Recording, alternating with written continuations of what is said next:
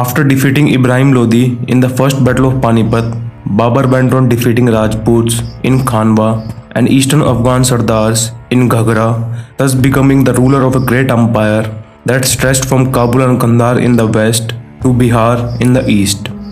But the career of Babur was short-lived in India as he died in 1530, leaving Humayun as his successor.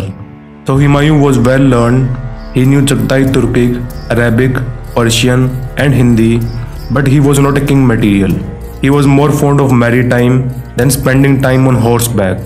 He was careless and unlike his father, he was not ruthless. After ascending to the throne, Humayun's first campaign was against the Rajput Raja of Kalinjar, as the Raja was sympathetic towards the Afghans. He spent 6 months in the siege of the fortress but could not overrun it. In the end, a peace settlement was reached and the Raja paid a huge war indemnity to Humayun.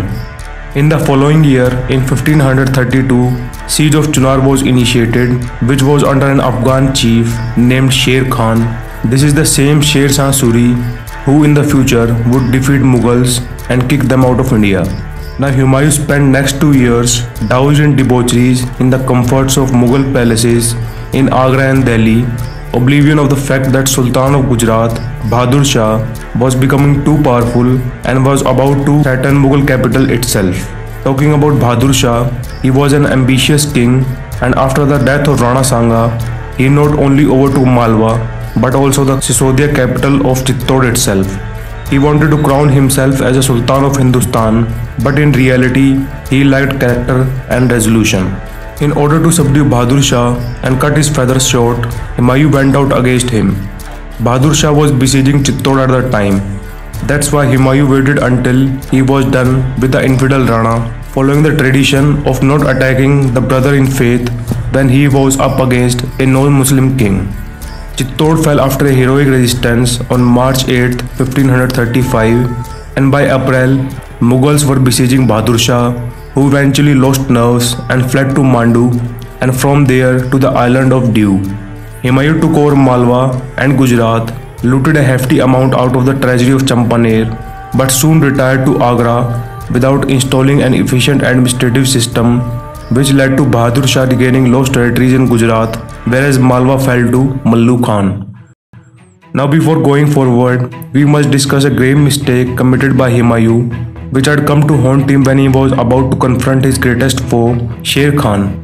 After ascending to the throne, Humayun divided his kingdom among his brothers. Kabul, Kandahar, Punjab and Hisar were given to Kamran, Mewat was given to Hindal, and Sambhal was given to Askari. Though initially brothers were cooperative with each other, but a rift started to appear as the time passed by. Kamran, the most powerful of the 3 brothers, had strategic advantage as his Jagir lay in between Central Asia and Hindustan, from where Humayun used to recruit major chunk of his soldiers. Kamran became so arrogant and unruly that he wanted to take the place of his elder brother Humayun.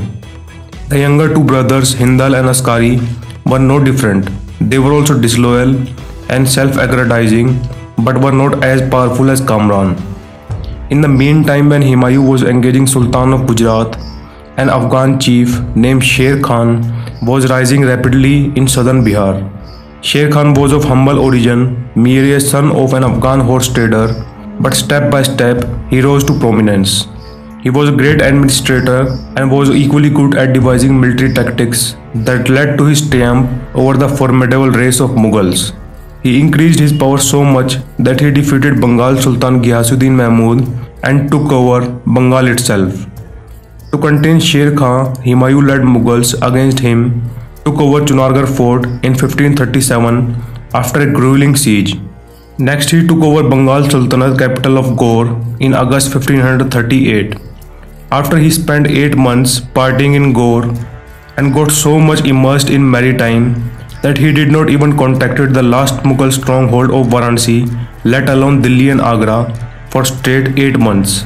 Sher Khan took advantage of this carelessness and came out of the jungles of Jharkhand and took over entire area between river Son and Ganga, whereas in Agra, Hindal declared himself independent, which finally shook Humayun out of the deep slumber. He started moving back to Agra and Delhi, but his army was completely routed first at Chausa in June 1539 and then at Bilgram in May 1540 by the forces of Sher Khan. The loss was so much that the city dwellers of Agra refused to let in the defeated Humayun, as they knew that they would come under the direct fire of now all-powerful Sher Khan, who now had took up the title of Sher Shah Suri. Now Humayun crossed overflowing rivers of Punjab and reached the other side of Indus in a false hope that Kamran would happily accommodate him, but found Kamran hostile towards himself. Kamran had started negotiation with Sher Shah Suri, under which Sirhind was to be border between their territories, but Sher Shah Suri was not a fool. His powerful army reached as far as Peshawar, expelling Kamran out of Punjab. From west of Indus, Humayun entered Sindh and from there tried to recapture Delhi via the territory of Rana of Marwar.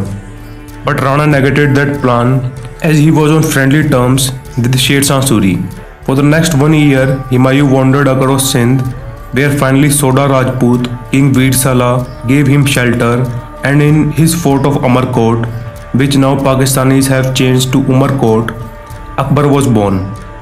Then Humayun took flight to Persia, where King Tamshap forced him to convert to Shiaism, to which Humayun conceded with a heavy heart. Tamshap provided his army to Humayun to take over Kandahar, which was under Humayun's younger brothers Kamran and Askari.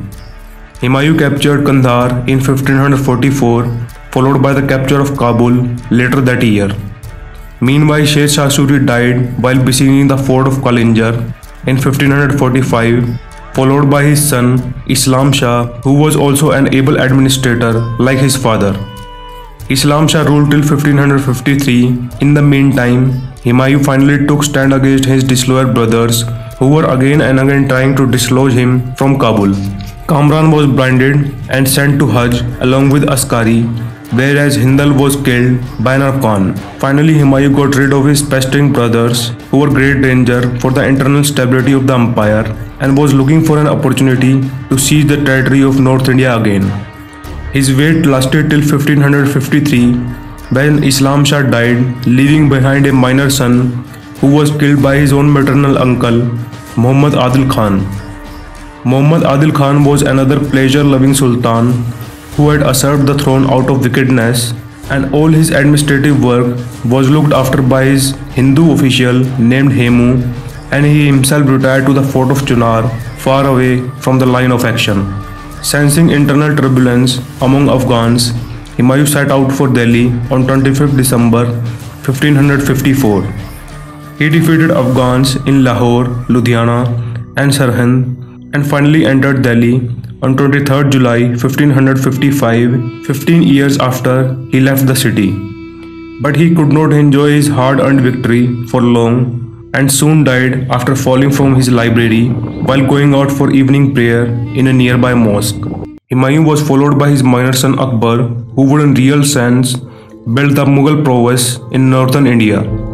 Scholars would bestow upon him the title of great, and in reality also he was a great king and the richest monarch of the entire world at the time. How he attained greatness we would elaborate in the next video of the series, The Mughals.